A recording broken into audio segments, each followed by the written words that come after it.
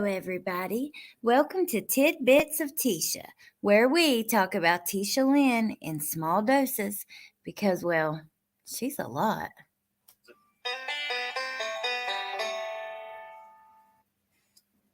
All right, you guys. Okay, so today it's going to be a special edition Tidbits. And we are going to just go over one incident instead of several incidents. So I was reading ahead in the file and I found something and I was like, oh my gosh, I want to tell them about this like right now. So it is 9:00 after a live stream and we are still jumping on here and doing this because you guys, you need to hear this. So let me go ahead and take my little overlay off because I screenshot it and put it up here. This took place on June 8th of 2022. So we're jumping ahead just a little bit, but that's okay because there's lots of stuff we're still going to go through in order as it happened.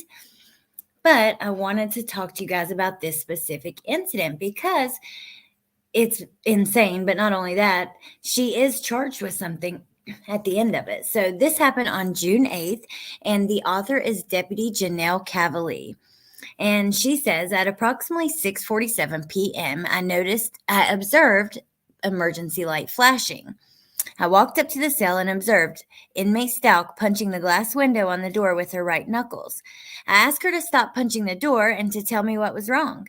Inmate Stauch was yelling in anger that her cellmate had been leaving her trash all over the cell. She doesn't flush the toilet, and her cellmate was filthy. Inmate Stauch was pacing in her cell back and forth, telling me that she had talked to Deputy Turner about blank and that she was very angry, but Deputy Turner had already explained to her she could not move housing. I told inmate Stauch that she needed to calm down and that I would talk with Deputy Bird about the situation so we could come up with an appropriate solution. Inmate Stauch explained to me that she saw mental health and a day sergeant earlier in the day and notified them of the issue she was having with her cellmate. Deputy Bird walked over to the door to talk to inmate Stauch about the situation and was told by Deputy Bird that she would not be moving housing.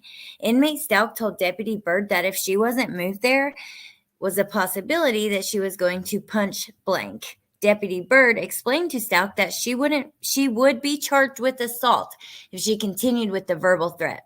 Stauch stated that she didn't care and that it didn't matter anyways.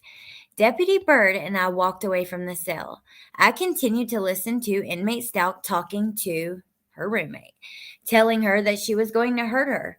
I walked back to blank and observed inmate Stauch filling up a milk carton that she has gotten from one of the meal passes with feces water from the toilet and observed her throwing it on her roommate. Her roommate was on her bunk and covered her body with the safety blanket. Her face was not covered, so when Stauch threw the feces water at her, I observed the liquids touching her face and hair. I immediately called for a blank. I asked inmate Stauch to turn around and placed her hands behind her back. She complied with my verbal command. I opened the door, placed her in handcuffs, checking for tightness and safety, and double locked them. Inmate Stauch was escorted to blank and was observed for approximately 3 hours.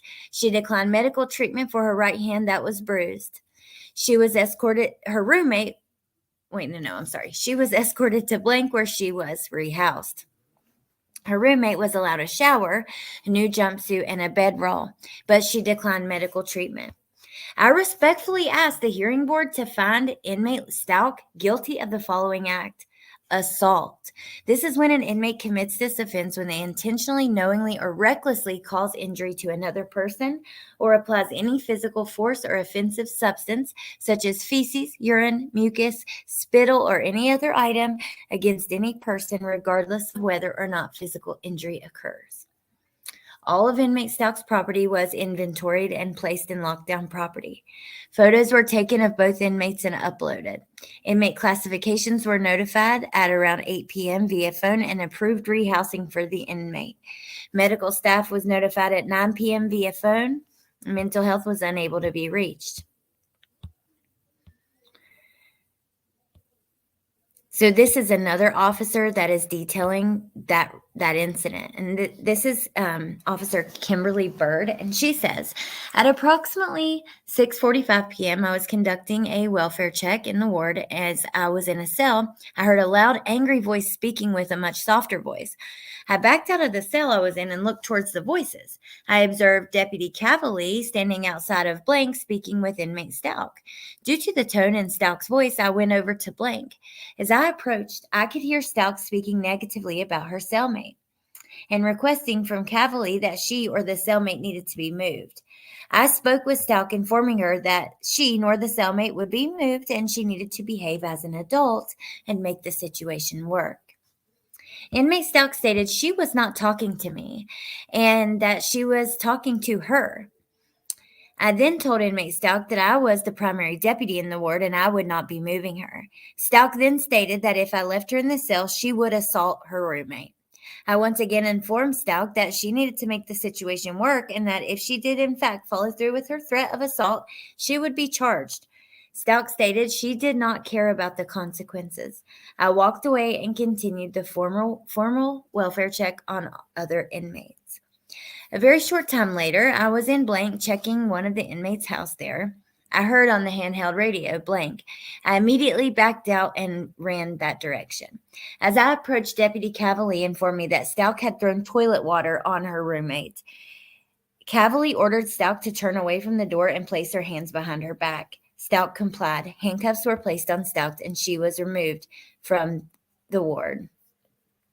I entered the room and spoke with the roommate and asked if she was okay, and she said yes, but I don't want to be in here.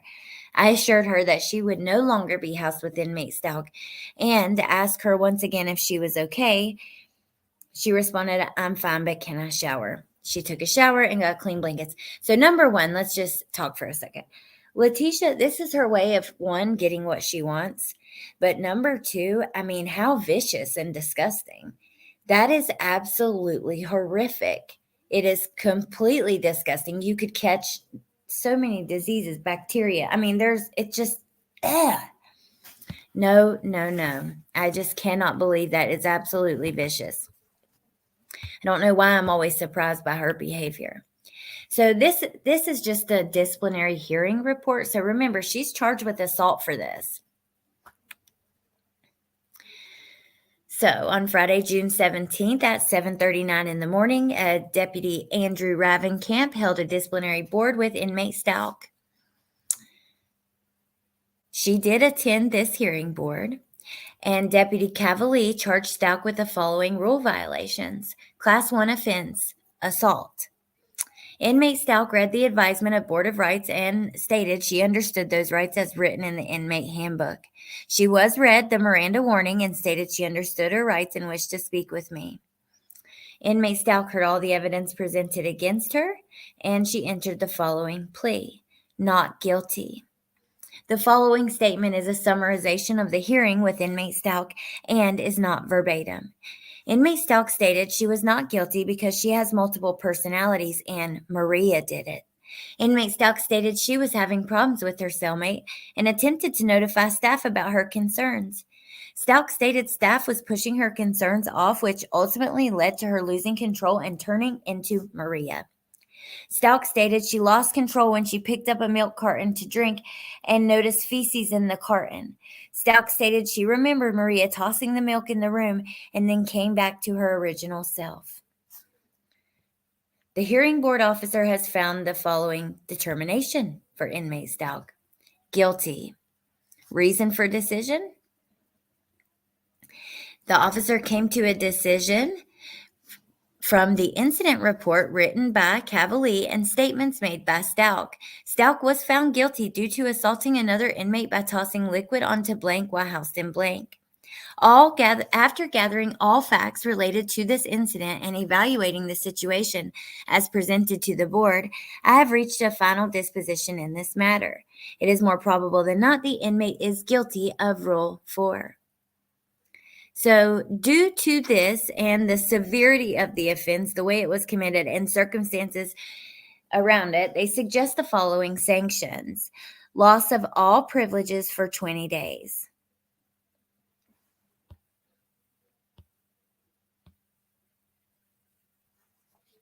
20 days lockdown with 0 days suspended. No canteen, no visitation. I'm sorry, but you know what? She should have got more. She should have been charged by the DA. That's just my opinion. That is absolutely disgusting. But anyways, I thought that was a wild report and a wild day for Letecia.